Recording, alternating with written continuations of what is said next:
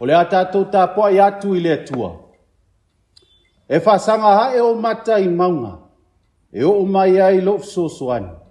O lo fsosoani mai le ali ilea le na whai le langi a tō ma le lalulangi.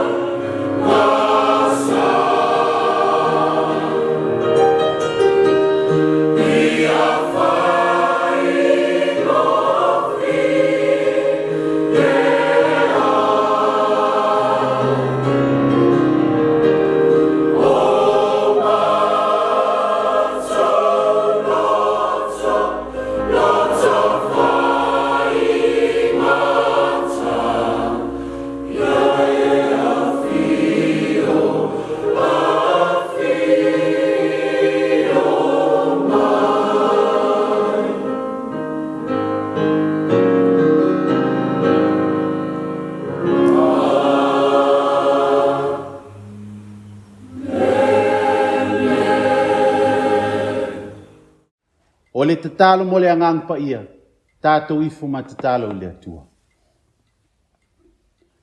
Le atua silisili e se, le atua o le alofa ma le alofa muti muti vale. O lo alofa ma lo wha maoni, o e tai manuia mai ai le soifua lau whanau whātua le nei tai au. Mātou te si atu le viinga o le whaftai ma le whamanu I la ua whio. Ai pangala valea, o mātou langona le atoa I lumo la o whio. O lea, se ie alofa, mawina mai lo ngang pa ia I lunga o I mātou. Ina ia mawhai o na mātou whai ai le nei sauninga, I le anganga ma le wha maoni lau. Ono Yesu. Amen. Tātou vi atu le atua li vi inga ivas fulmalua.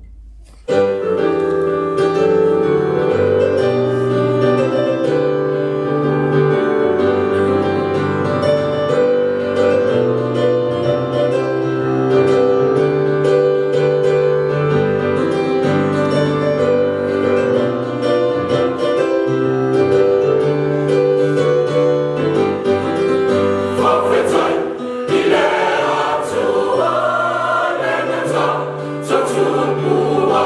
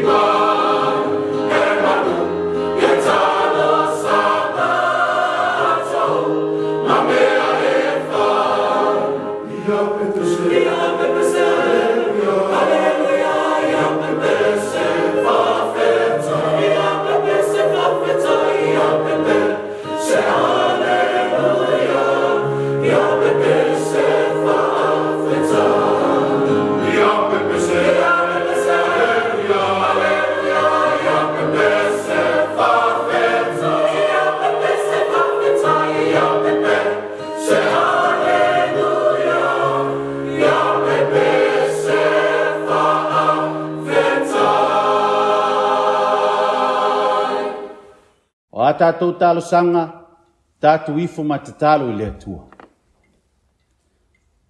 Le atua mātou te mā, e pa ia ma mamalu lava la au fio, o a la au fio e au le mana, e vi inga ma le pule au au malawa.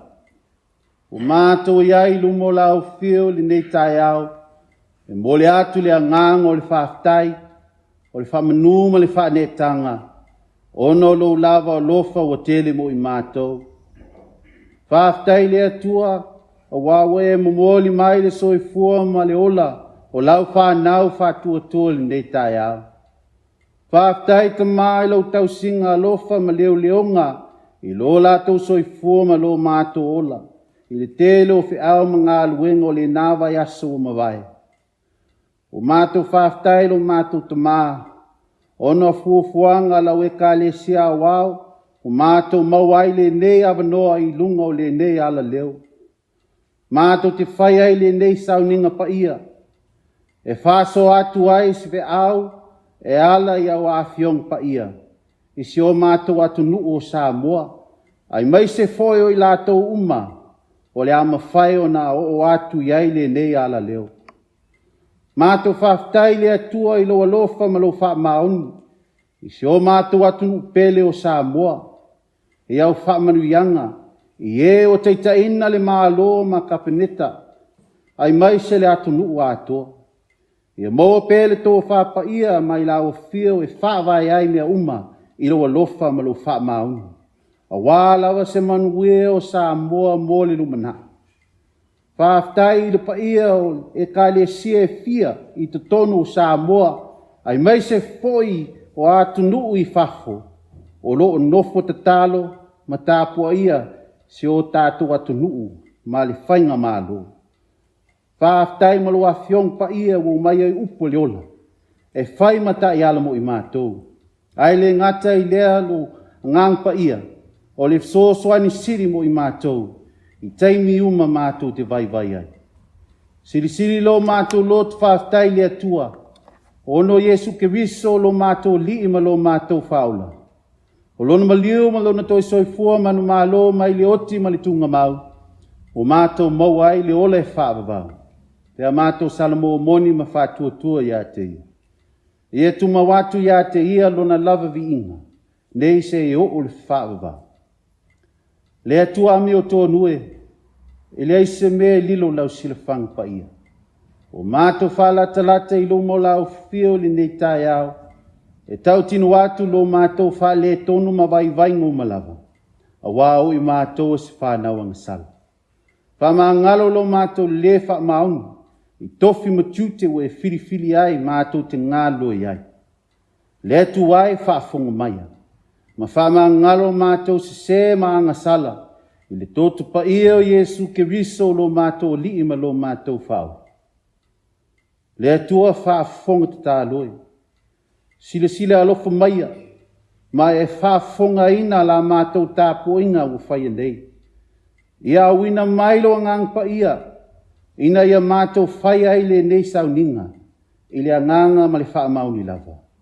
O mātou te talo le atuai, lo mātou te mā, alofa ngia sa moa, malana whainga mā lo, ia iai lava au wha manuyanga ia I lātou. O e ua vea matai, I loa o na wha mua pēla o fio, I mea uma I manatu iai.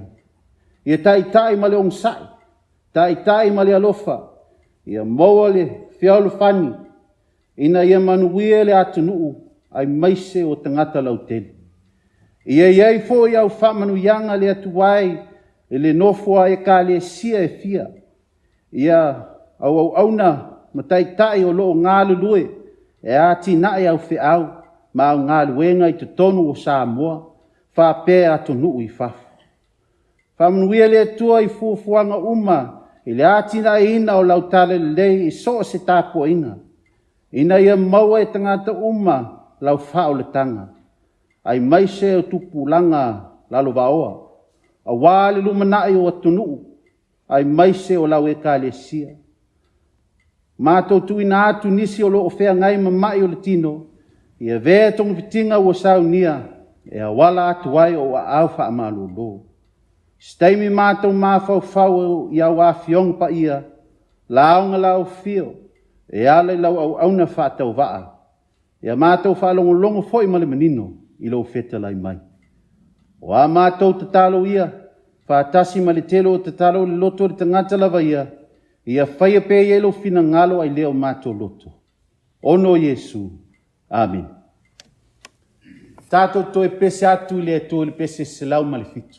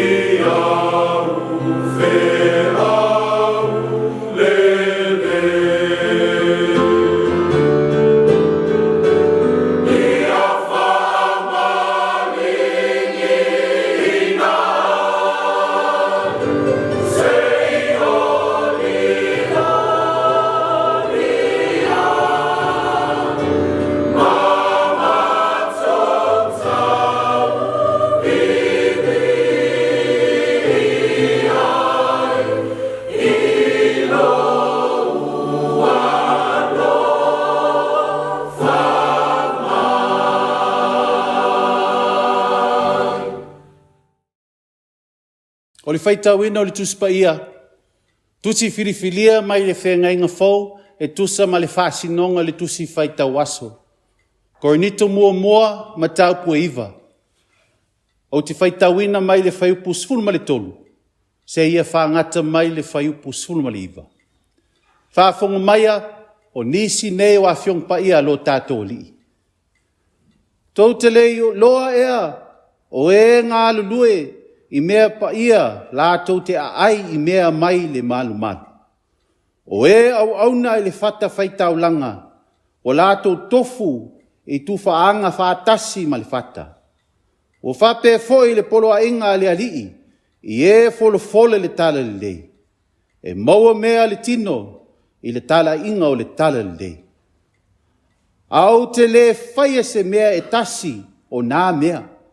O te le tusi atu foi nei mea, ina ia whapea o na whai ia te au. Awa e le lei ina o woti, ai le anga ina, wha lea o ngā ina e se tasi lo o mita mita. Awa a whai o te folo le tala le lei, e leo se mea lea o te mita mita ai. Awa wa lei sa o whaitalia i lea mea. O i talofa foi ia te au, pe au le folo ina le tala le lei. Awa a whai o te whaiele nei mea ma le loto, o ia te au le tau. Peita i ane, au le whaia ma le loto, ua tu ina mai a te au, e whai ma au na tausi mea. O le nei, sea ea lo taui. O le nei, pea o folo ina atu le tala le lei. Ia o avatu le tala le lei, ma le tauia mai. Ina ua malia lo loto, o te le whao ngā le pule, ua te tau ia te au, i lo tala i atu. Awa e uina o sao loto mai tangata uma, ua whaapolonga ina au, e au mo tangata uma. Ina ia a tili ai, o na to tele o te maua. Ia whamanuia mai le atua le whaitauina le tuspa ia. Ia tumawatu ia te ia lona lawe vi inga. Nei se o le whaavavau. Amen. O le launga le swafu malo le atua le tamā, le alo ma le anganga sa. Amen. Ua maula matua le tusi le sa u whaitauina mai le whianga inga fau. Korinito mua matau pua iwa. Au le whaipus fulu male iwa. O te toi whaitauina. Awa e uina o sao loto mai tangata uma. Ua whaapolonga ina au, e au mo tangata uma. Ina ia a tili ai o na to tele o te maua. O le manatu au tū ma tātou e tusa ma le whaasinonga le tusi whaitau aso e whaapea. Au auna a ke wiso.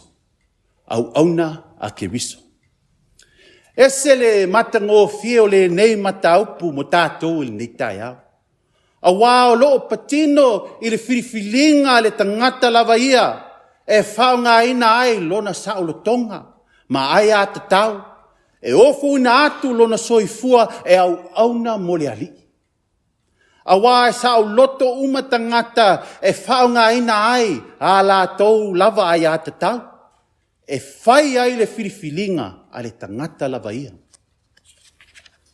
A wāo isi tangata e whaunga ina ai o lātou saulotonga, ma ai a tatau, e au auna mole manuia o i lātou lava ia.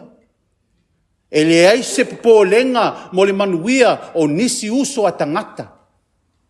E tō tele foi o tupulanga, e whaanei o na pō. E whaunga ina ai o lātou saulotonga, ma ai a tatau. E whaale atu ai o lātou poto, ma o lātou atama mai, e au noa ma se whau tautanga i le wā whelua i maisi tangata. O te tali tonu, e eile taimi e te tau na whau ngā le lei ai lo tātou lava saulo tonga, e fina finau ai mo a tātou ai a te tau. E foi taimi e te tau na tātou mawhau a tili ai, ine nei a vea le se ma mea ma mawha. Ina nei te foi ua vea finaunga i lunga le ai a te tau. Mani whawhita uli e awha ina ai le ola tau mawhai o nisi uso a tangata.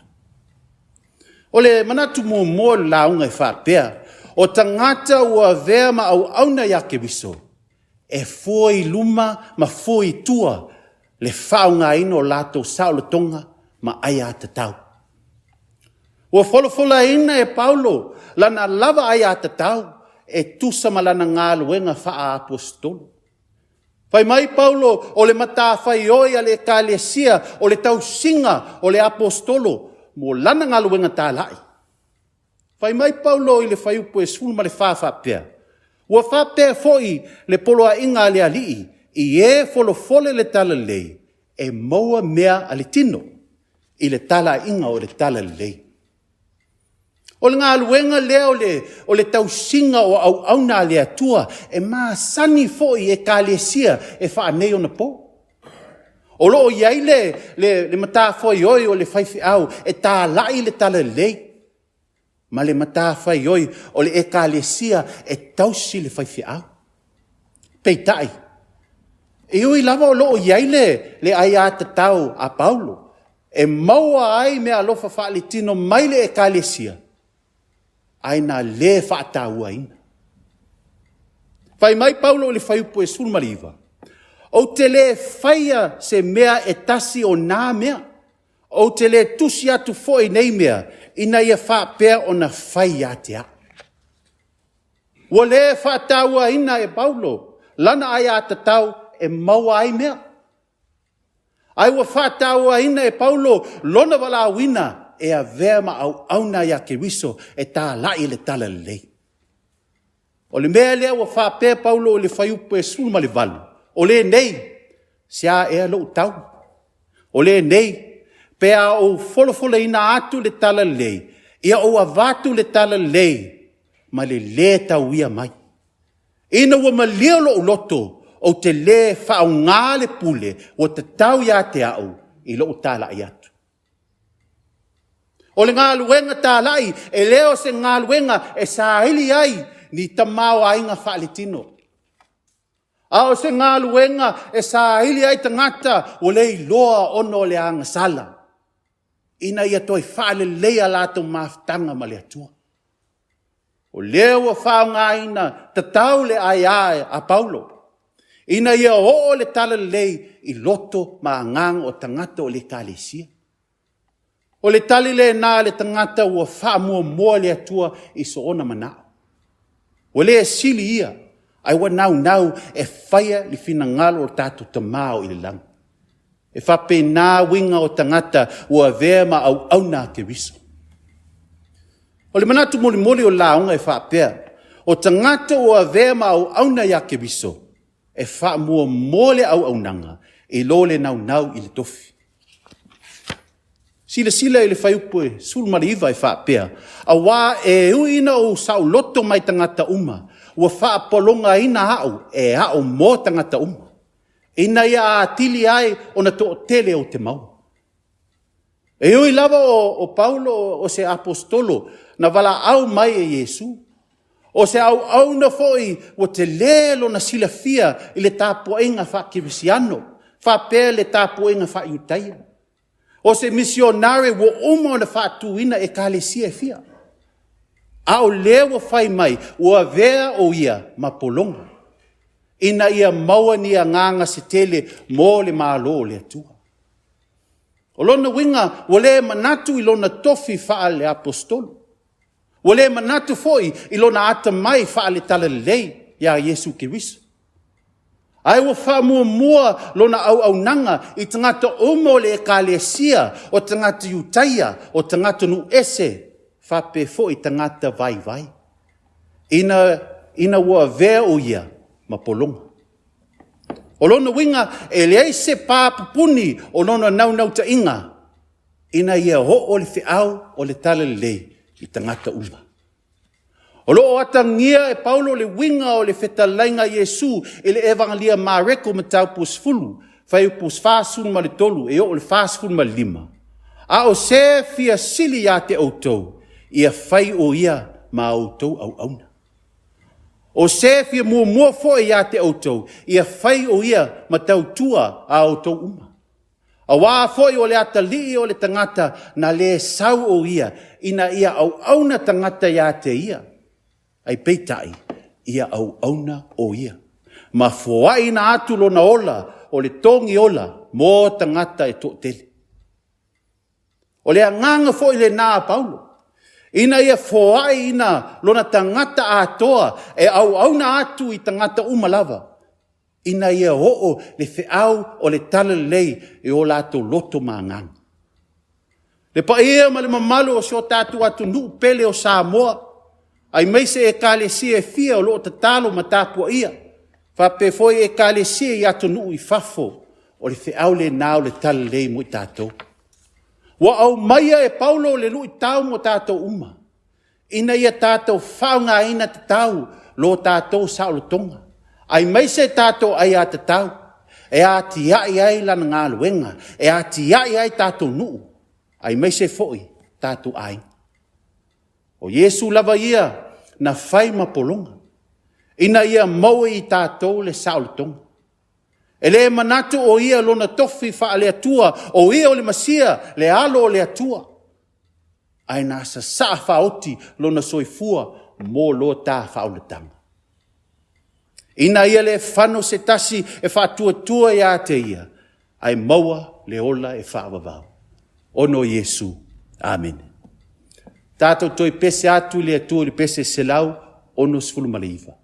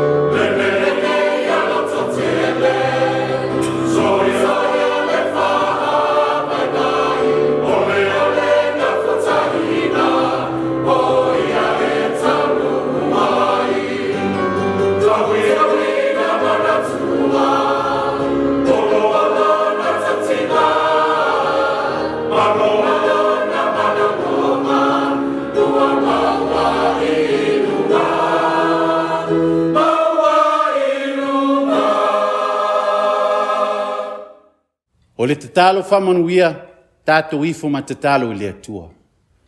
Au le manuia me le file e mua lau fio le atua le tamā, le alofa sili ese o Yesu Keriso, ma le maftanga le motusia ma lo ngangpa ia.